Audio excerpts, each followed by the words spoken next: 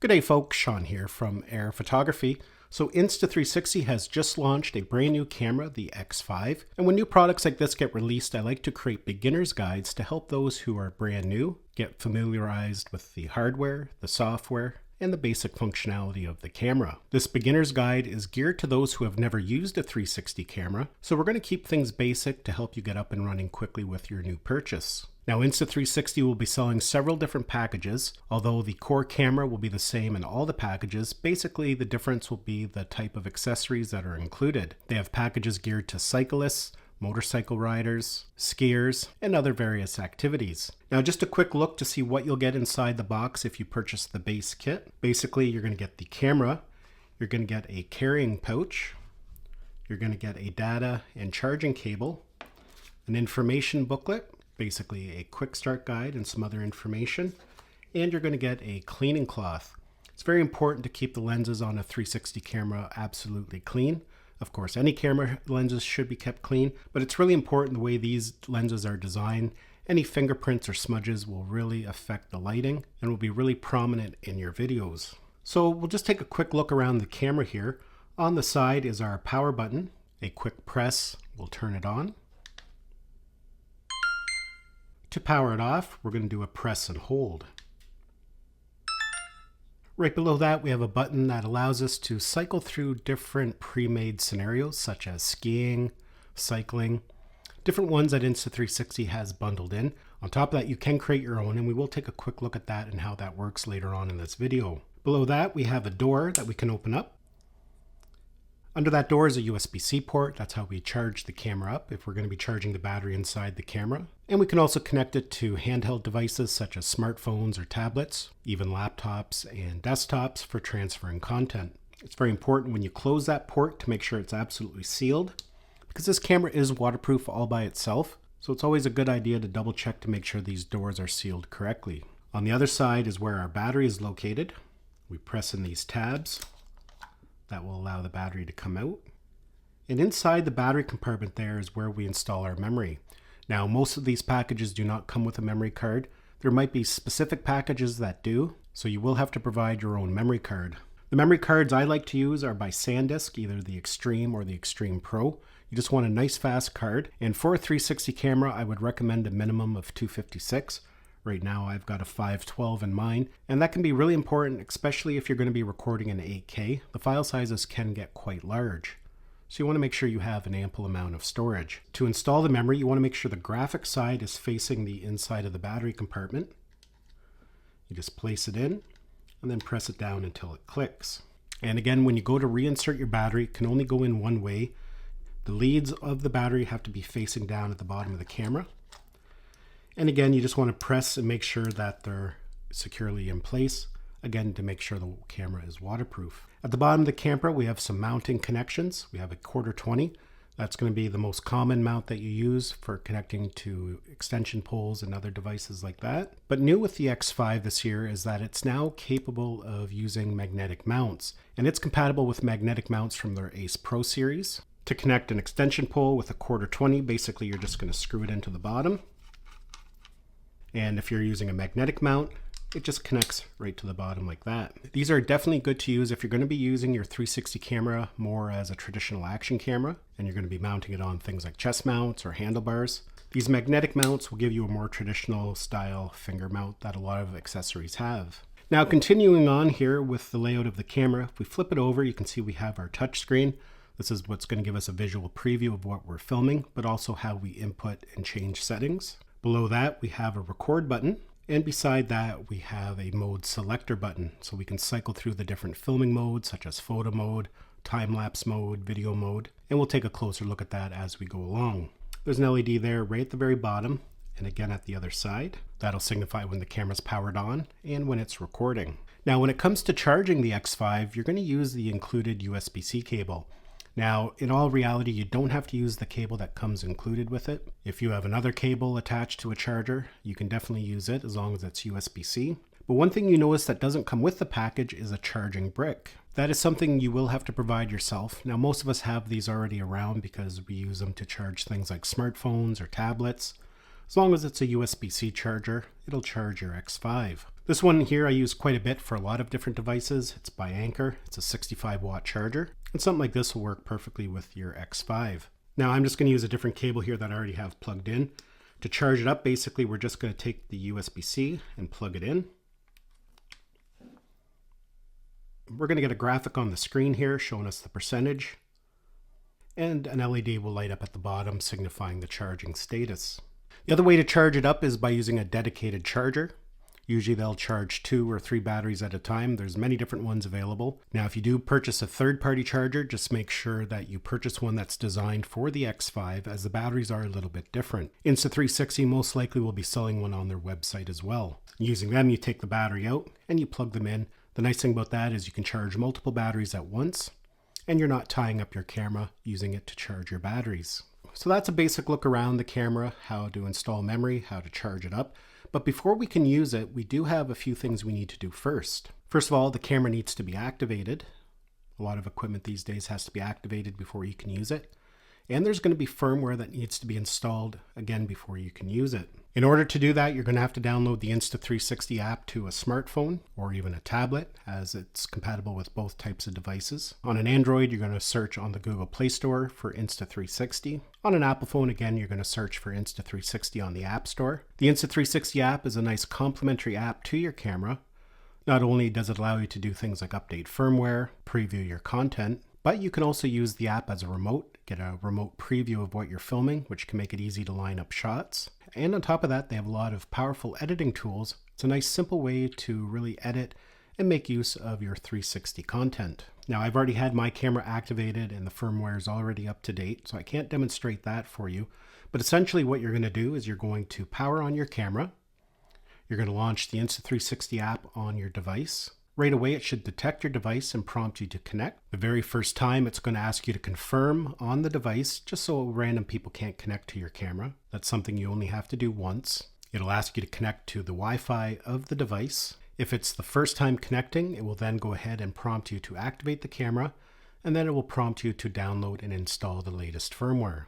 So now that we've got the camera ready to use, we've got the firmware updated, everything's charged, we're going to go over how to use the camera and a couple of important things to note. Now, the most important thing to note is that there's 2 types of ways we can capture with the X5. We can use the dual camera mode, which is basically a spherical mode. That's going to capture in 360 all the way around us. Or we can capture with one lens at a time in their single lens mode. In the single lens mode, basically it functions just like a traditional action camera. You just point the camera in the way you want to film. You can film from either the front-facing camera or the rear camera. But what makes a camera like this really powerful is the spherical video. And of course, you can capture spherical 360 video that you upload to places like YouTube that people can kind of move around and look around. But that's kind of like an old school way to use 360 cameras. The more common way that people use 360 spherical video is that it allows you just to place the camera and start recording, and it's going to capture every perspective, every angle all the way around you. So later on, you can decide what angles you want punched out as a flat video. So you can get perspectives from the front, from the rear, from the top, the bottom, the sides. You can get really creative on how your footage is exported. But let's go ahead, we're going to power on the camera here, and I'll show you how to switch back and forth between using spherical video or single lens mode. Now, before we get too far into things, let's take a quick look at the menu system so you know what everything is and where to access everything. At the top here, it basically gives us our battery information. We can tap on that and it will give us a percentage. Over on the left-hand side here, it tells us how much recording time we have left on the memory card. Now that recording time will update depending on your settings, because if you're filming at a higher resolution or different frame rates, that will adjust accordingly. And again, if you switch to something like photo mode, it will tell you how many photos you can take. Down here at the bottom, you can see we have a camera icon. That means we are in video mode, and we can tap on that icon, and that brings up a menu system where we can cycle through the different modes. Now, as mentioned, I'm going to keep this video very basic, so we're going to stick to basically video and photo mode. But there's a lot of different modes in there, like creating time lapses, hyperlapses, star lapses. And as time goes on, I am going to make more specific videos about some of these modes, so make sure you stay tuned for them. So we can touch that camera icon as demonstrated to switch to the different filming modes, but we can also use this mode button here. can see when I press it, again, it brings up the menu and we can cycle through. Right beside that, it tells us what resolution and frame rate we're in. We can tap on that and it's going to give us some different settings that we can adjust. We can lower the resolution. We can change the frame rate depending on the resolution we're in. For myself, when I'm filming on a nice bright sunny day, I always film in 8K at 30 frames per second. Now the button right above that, the circle icon, allows us to switch from the front camera to the back camera. Now when filming in 360 mode, it's really not that important because you're still going to be capturing all the way around you anyways. It's more important when you're filming in single lens mode, but in 360 mode it can come in handy because it might be a little bit more beneficial to change the perspective of the camera just for framing purposes. Now we can swipe down from the top. This is going to allow us to adjust all the different settings. Now I'm not going to go through all of these. There's nothing you really need to do right off the start to get up and filming. Some of them we will touch base on throughout the video as needed, but it's a good idea to go through it and familiarize yourself with everything that's in there. We can also swipe to the right and left. That's going to bring up even more options. To get out of that menu, just swipe up from the bottom. We can also swipe from the right. That's going to bring up our manual camera settings. By default, it's always going to be in auto, and it does actually a really good job in auto. So if you really know what you're doing and there's some specific things you want to set, this is where you would do that. We can switch it over to manual, and we can set things like ISO and shutter speed. If we switch back to auto, there are still things that we can adjust, such as our color profile. You can see we have a standard color profile, which is good for everyday filming. We can switch it to a more vivid color profile if you really want the colors to pop out. And we can shoot in flat. So if you want to do your own color grading later on or in the Insta360 app, then it's best to film in a flat color profile. And that way you can adjust it later on yourself. Myself, when I'm filming, most of the time I film in standard because I find even in standard mode, you can still make some subtle adjustments and it still looks really good. Back at the main screen here, we can swipe from the left-hand side. That's going to bring up our gallery so we can preview some of the content that we have filmed. We can scroll up to go to the other videos that are stored on the memory card. Or we can tap that icon there at the top left-hand side. That's going to bring up a grid view of everything that's currently stored on the memory card. From here, we can also delete files if it's a video that we don't want. Now with the Insta360 X5, as mentioned, we can film in spherical mode where it's capturing all the way around us. But we can also film in flat mode. That's where it's going to film from either the front lens or the rear lens. And as mentioned, that's when you're going to be using it more like a traditional action camera. And I'll show you here how you can access that and switch back and forth. Doesn't matter, whatever mode you're in, just click on the icon there at the bottom left-hand side. At the top there, you can see it says 360 and single lens. So right now it's highlighted, we're in 360 mode, but we can switch it over to single lens. And again, we can put it in whatever mode that we want to film in. But now it's only going to be recording in a traditional flat video just from one lens. It doesn't need to be edited. Once you're done recording, you can share it instantly or upload it to your device. Has pretty well all the same menu options. And this is where this button is a little bit more useful because we can switch back and forth between the back lens and the front lens, depending on which one we want to record from. Again, we can adjust our resolution and frame rate. Now at the top here allows us to switch our aspect ratio. Right now we're in a 16:9, so that's more of a traditional aspect for platforms such as YouTube. But if we're going to be recording for other social media platforms, we might want a 9:16, a vertical video, so we can switch that easily. And that's going to allow us to film in vertical. Now there is a mode on here that kind of allows you to film in vertical and horizontal all at once, but we're not going to dive into that into this video. I'm going to save that for a separate video. So we've taken a look at the different modes, how to switch back and forth, where all the settings are. Now, as mentioned earlier on in this video, this Q button is quick access to predetermined settings. For example, when I press it here, you can see we have different modes. We have motorcycling, skiing, and outdoors. Now these are ones that Insta360 has included with the most optimal settings in their opinion, but we can adjust the parameters of each of these modes that are already included by tapping the pencil icon, and you can see there that we can change what they already had set up. So if there's a preference that you prefer, you can go in and change that. You can delete them. The other thing you can do is create your own. You can select what icon you want it to have or a name. You can make a custom one, and you can go through, set all the parameters. Now, another interesting thing you can do with the X5 is you can customize that Q button to perform other tasks if you find it more beneficial to you. And on top of that, we can customize this button here at the bottom right-hand side. I'll just show you quickly how to do that. We're We're going to swipe down from the top to bring up our settings, and then we're going to tap that icon at the top right hand side to go deeper into the settings, and then we're going to select custom button. At the top there we can choose the quick button, which is the one on the side here, and over here we can select the menu button, which is this one here. This menu button is limited to what we can set it to do. We can select switch shooting modes, which is the default when you get it. We can have it switch to single lens mode or 360 mode. We can turn it into a shutter button, or we can actually have it as a power button as well. If we go over to the quick button, which is the one on the side there, we can program it to do quite a bit more. So you can just go through, and if you find something that you think would be more beneficial to you in the way you shoot, you can customize it to do that as well. Now, even if you customize that quick button, you still have access to those pre-made shooting modes just by swiping down. You can see here we have an option for preset, and we can cycle through.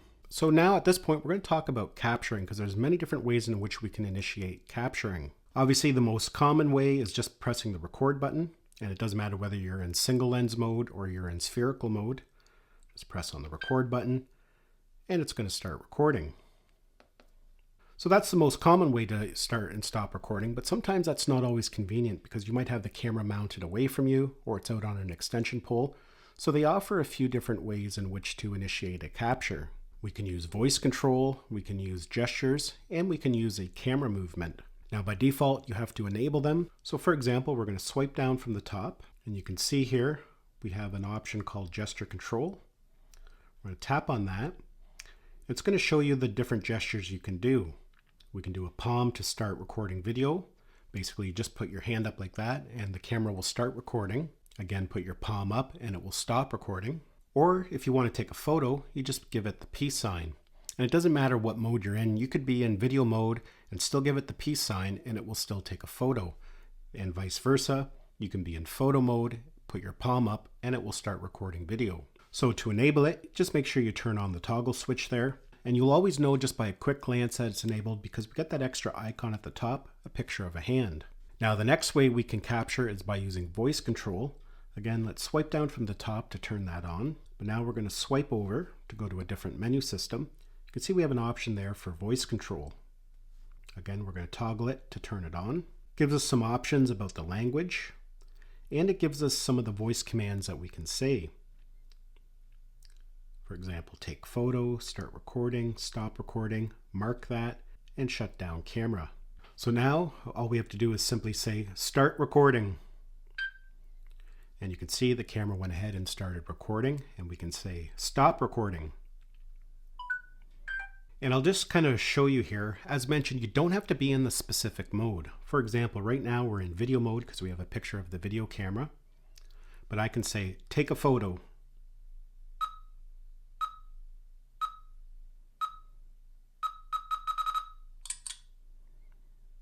So as you can see there, it automatically switched us into photo mode and went ahead and took the photo. And now I can say, start recording, stop recording.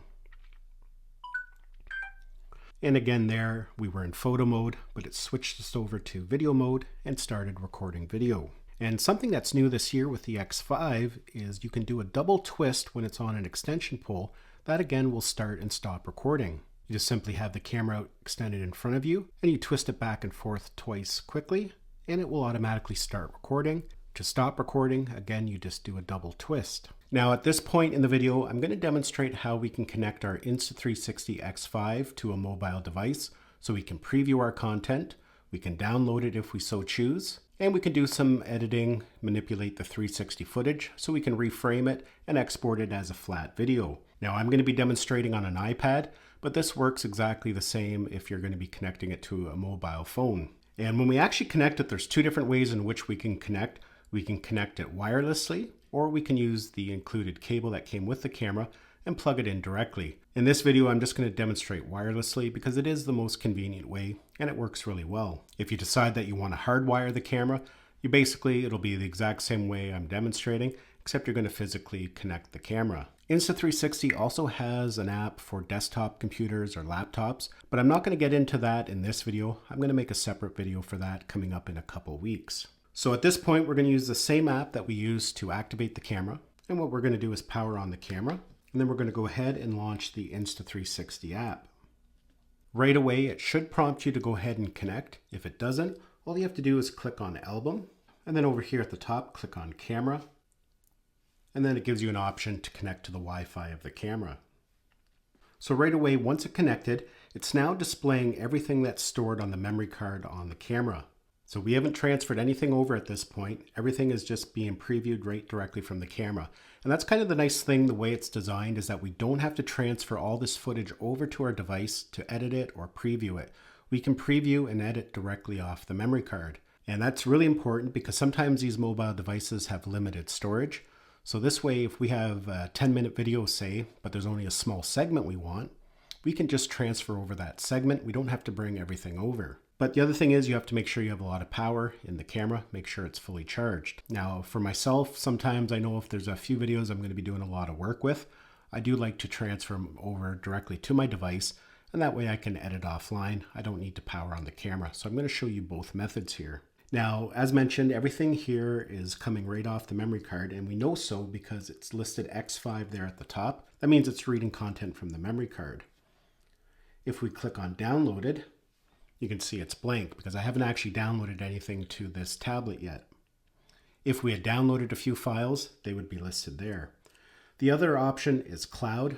They have a new cloud service where you can upload content to the cloud, and again, you can edit directly off the cloud. So that's up to the individual whether they think cloud service is worth it and if it's something they're going to make use of. But let's go back to the X5. We'll go back to reading content off the memory card. So I'm going to bring up a file here. This is a 360 video.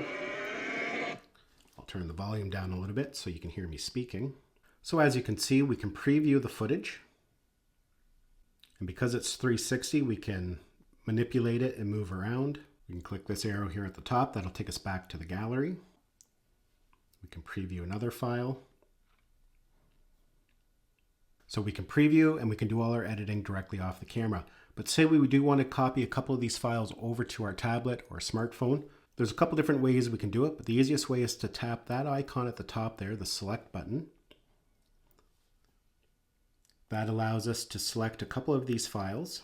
If you want to move everything over, there's a button there that says all. That's going to automatically select everything. Once we've selected the content we want transferred over, we're going to tap on the download button.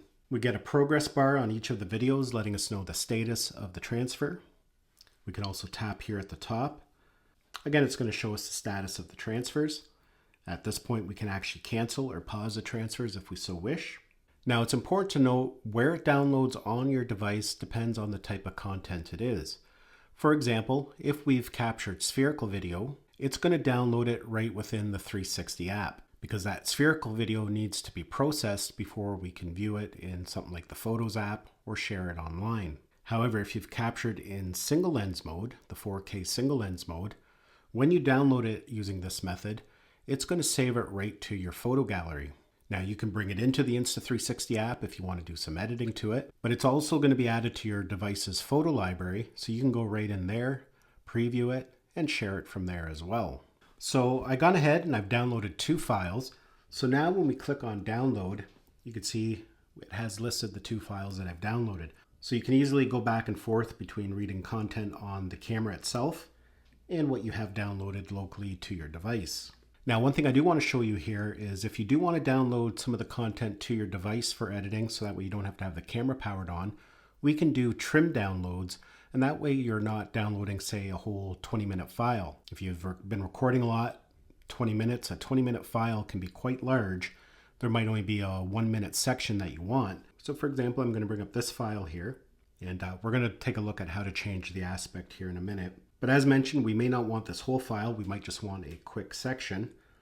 We're going to tap on the scissor icon right there. And as you can see, we have handles at the front of the video. And as you can see, we have a trim tool here. So we have a handle at the front and a handle at the back. So we can adjust it to whatever section we want to download. So as you can see there, I just got a small little section selected. I'll hit the check mark. So when we go back to our gallery, you can see it's changed the time of that video to 16 seconds. It originally was over 3 minutes. And when we go to download it, again, we'll click the download button there at the bottom. And you can see it gives us an option to download the trimmed clip, just the segment that we have trimmed, or we could select the whole video if we do want to download the whole thing. So that'll save you a lot of space on your device because you're just transferring over what you need, and it'll save a lot of time as well because you don't have to transfer over the whole file. Now, there's a lot we can do with this app when it comes to editing and reframing, color grading.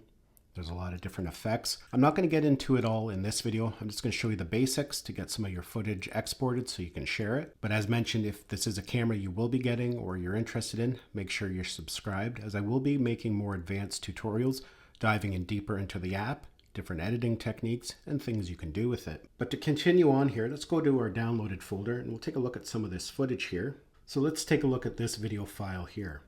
So here I'm on my dirt bike, and as you can see, it's a spherical video. So we can have a view from the front. You know, we can move it around, get different angles. The thing is, we have to tell it before we export it what angles and views we want. In the past, sometimes that was kind of a tricky thing to do.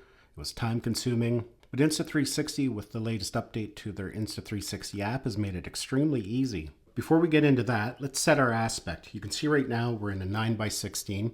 So you would leave it in that aspect if you're going to be uploading it to social media such as TikTok, YouTube Shorts, or Instagram Reels. But if you want a more traditional aspect for YouTube or other platforms, we can change the aspect to a 16:9, as you can see there. And again, we can still move around the video. But now we have to tell it what type of view we want.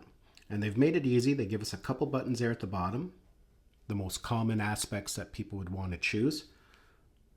The first one is selfie. So you can see there, it's going to put us in the center. It's going to be focused on us no matter how we move or how the camera moves. We're always going to be in the center of the frame. The other aspect we can look at is the front facing view. It's going to change the perspective there. So there we go there. Now it's giving us a front facing view. Now, as mentioned, we can get really creative in the process of editing. We can have the camera flip around automatically, do different rolls, different transitions. But for the sake of this video, we're going to keep it very basic. So once you've got the perspective that you want, whether front facing or rear facing, at this point, we now have to export it. We do so by tapping on that export button there at the top. Now, at this point, we can export directly to our phone, but we can also go in and set some attributes for the resolution. By default, you can see it's going to export it at 1080 at 30 frames per second, but we might want a little bit higher quality. So we can tap on that there, and that's going to bring up some options for us. We can select video quality there, and that allows us to adjust it. We can put it all the way down to 720, 1080, 1440, or 4K. And again, we can adjust the bit rate. I usually put mine at the highest because that's going to give me the best quality, but it will make the file size a little bit larger. Once you have that set the way you want, you can just hit export to phone and it will go ahead and export the video.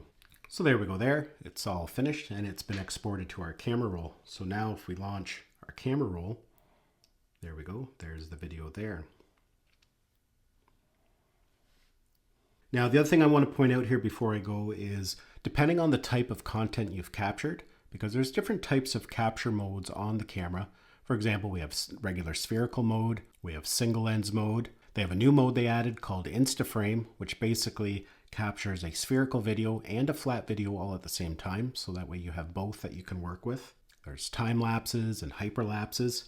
It will list right on the video what type of file it is. So as you're going through your gallery, down in the bottom right-hand corner of each file, they'll have a little icon signifying what type of file it is. So yeah, folks, that is my beginner's guide for the Insta360 X5. Just a quick look for beginners to help you get up and running quickly. As mentioned, if this is a camera you're interested in, make sure you're subscribed, as I will be making several videos about it, different editing techniques, tips and tricks, and other videos that might be of interest to you. I want to thank you for taking the time to watch this video. Hopefully you enjoyed it and found it had value. Thanks a lot, and we'll see you in the next one.